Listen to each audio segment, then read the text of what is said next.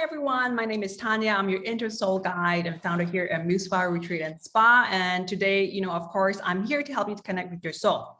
And today you'll see we have a special guest here with us, which is Dorinda. Dorinda, say hi. And Hello. Dorinda, she is my dear friend. She's also my teacher, actually, and mentor.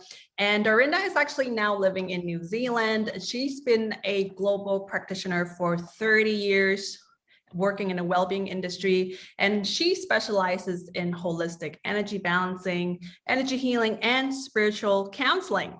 So today, the reason why Dorinda is here as my guest is that because we're going to hold a workshop together online in July 10 and 11. It's a weekend online workshop, and the name is called Let Love Shine Through Grief Workshop. So it's really a workshop designed to help anyone who is suffering from, grief, of loss, from heartbreak, from, this grief can even from just a separation from yourself, the feeling of separation from the world.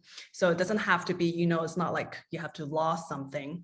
And, this workshop is going to be 3 hours on each day. And we've decided to do it in a weekend workshop because on the first day, Dorinda and I, we're going to do some exercises to guide you through kind of releasing that grief slowly, one step at a time.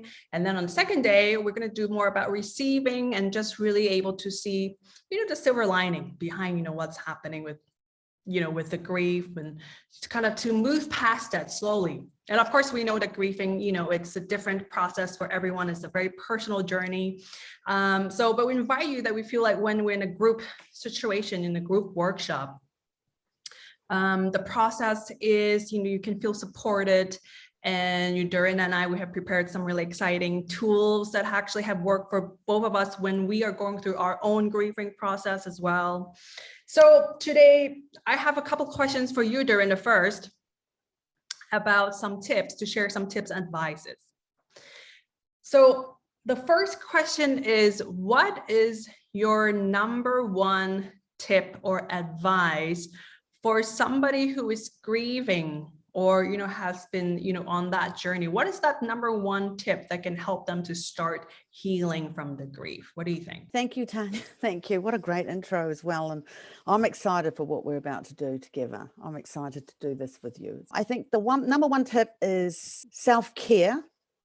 Self-care. Do not stop receiving self-care. Do not stop. This is like you stop receiving. You just sort of shut yourself away. You shut yourself down, or you shut yourself off.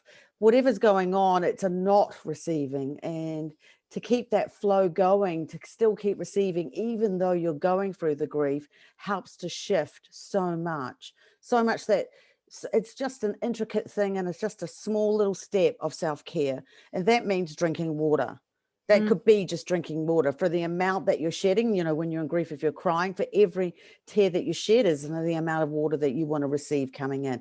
If your body is just getting that bit of self-care and you're just going through the motions, you're saying yes to yourself, and your body is still supporting you, even through all that pain and all through that change and all through that adjustment that you have to make. Your body needs your help and support to move through it. So all you have to do is just go through the motions and just do the self-care. And there's so much to self-care, so much tiny little things that make the difference to adjust us into a better vibration, into a better perception. The more that we support ourselves in that way, the more that we can move through it. Yeah. So I love that. So that's drinking water. Drinking water, because you said how much you shed will be, how much you should drink in. Just on the line of self-care, because a lot of people, they have different ideas of self-care. What other kind of self-care tips besides drinking water, you think it's good to support the process? Everything that is with self-care would be like exercise. Go out and walk, just walk in nature. I mean, if you can't go out and walk, it would be about breathing exercises. It would be everything. This is all what I'm talking about with self-care, is all about physical stuff. It's about eating, all the basic stuff that we take for granted. But then when change occurs to us, especially grief, we're just going to stop. We'll just stop doing those things for ourselves. So exercise, sleeping, eating well, eating healthy, basic fundamental things that would Mm, have brought you a lot of joy before. And mm, now during the grief, they're not. So you're just going to go through those motions. You're still going to just do them, and you're going to support your body so it can support you to get through the next few steps. mm. Thank you. I Yeah. love that. I mean, when you're saying that, I also have the image, like you said, when the grief happens, it's like our world stop. And so, like there's all these basic things, like you said, like when we, just even going for exercise or like just eating or just breathing, like just because the whole world sort of stopped, I'll feel like it stopped anyway. And so we forget, to do these things, to take care of ourselves. Yeah, So thank you. we absolutely forget. We Yeah. absolutely, and even jumping into a shower, it's not Mm, about cleaning yourself, it's about cleaning your energy. It's about mm, shifting your energy. So mm. that water can be this beautiful cleansing and clearing thing every time you get into it. So you're also drinking water, but then you're showering with it. A lot of people like to bathe or to bath. That's also a part of it. If you can go and swim, that's also, it's like this emotional release, everything with water, releasing it through the emotions. Yeah, I love that. Thank you. We all have our own stories of grieving and lost. And Dorinda, would you mind to share? I sort of know the story already, but just, briefly, how did you move through a grieving experience for you? How do you move through the grief? How did you start on the healing Okay. yourself? Yeah. So for me, the most recent, the biggest grief experience that I've ever had, and which has been transformational, was losing my daughter. Well, she transitioned a year ago. And very much, was a very tragic day. It's something that I live with every day. I carry it with me every day, the day of her passing.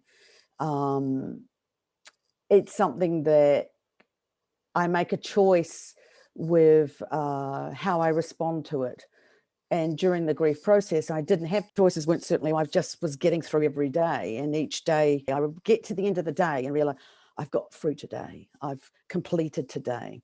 So I really just, I surrendered to my emotions. I acknowledged my true feelings at all time. It was a process. It's not the same now as it was then, and it's a year now, but I had to acknowledging what I was feeling. And even if it was not logical, which it isn't, grief is not logical.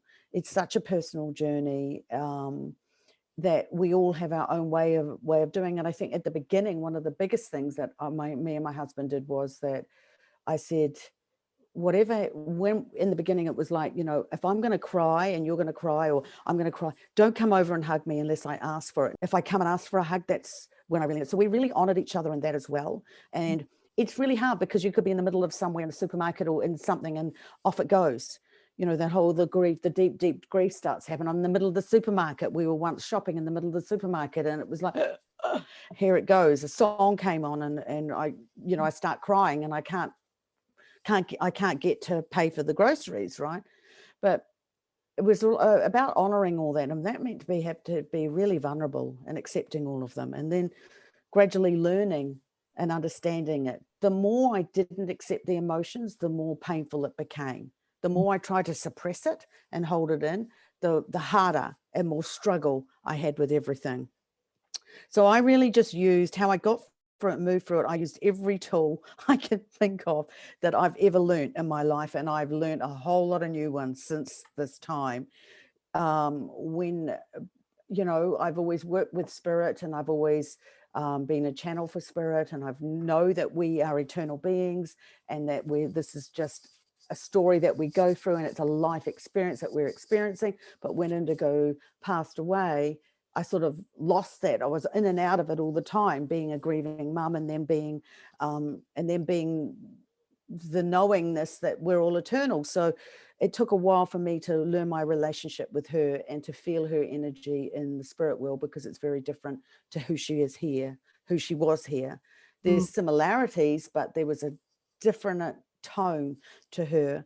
So yeah, some days were full of emotion and tears, and some days full of guilt. I had to go through some really yucky emotions: guilt, anger, regret, unable to accept a lot of things. It was a lot of acceptance. But I worked through it with a lot of self-care and a lot of self-love. And, it was like a really right back to the beginning of my life story of learning self-care and self-love again.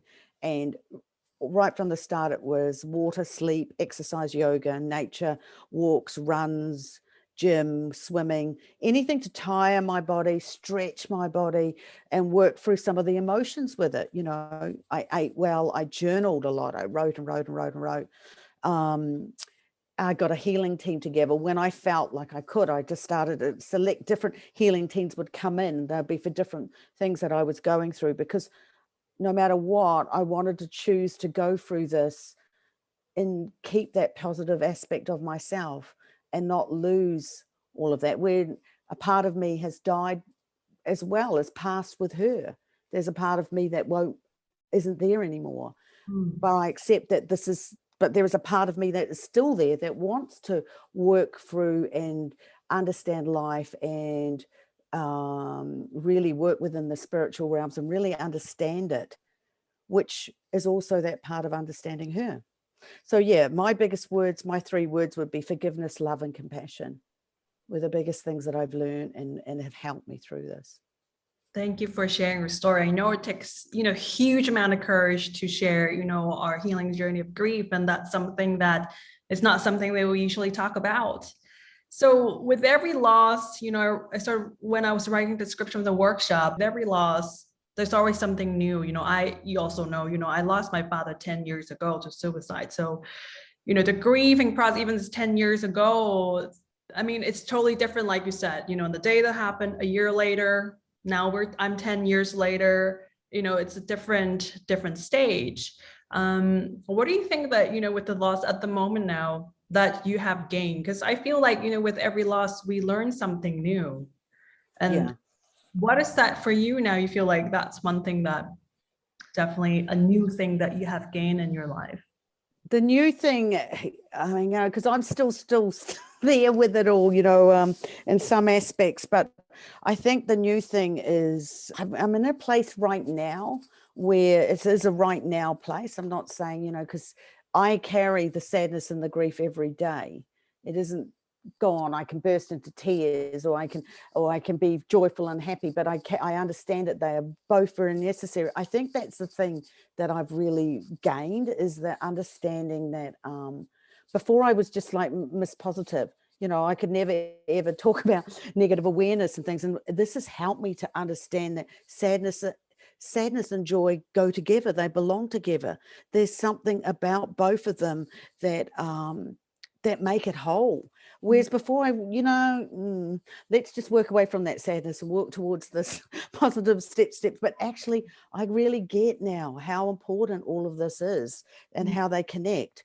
And, even though positivity is my choice, I still understand deeply a profoundness with sadness and joy and the equality of the negative and the positive, and how important it is to understand that is the experience we've come here in life to experience. And you can't get that right. It is just experiencing it and accepting it to some level.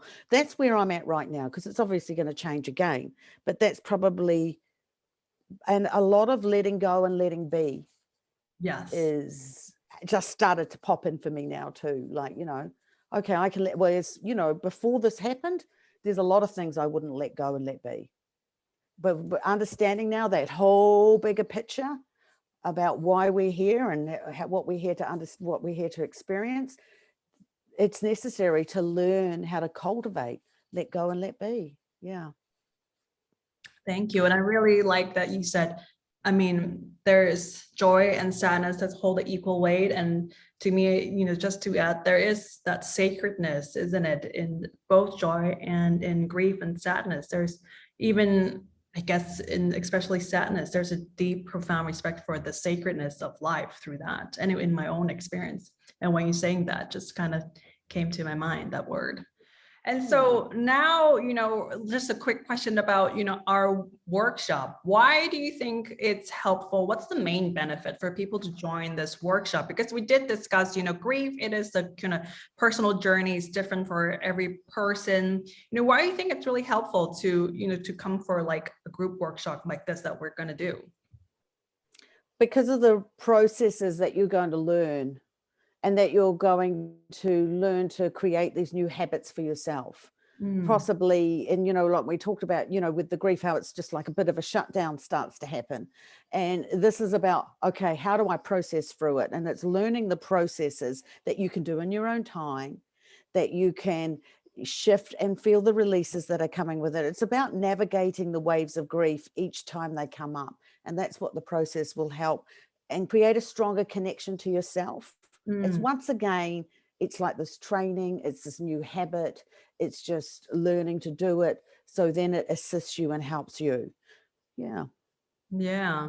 And I would say, grief, it doesn't have to be something really recent too. I find that, grieving, it is a process, and, time really doesn't really exist in that process.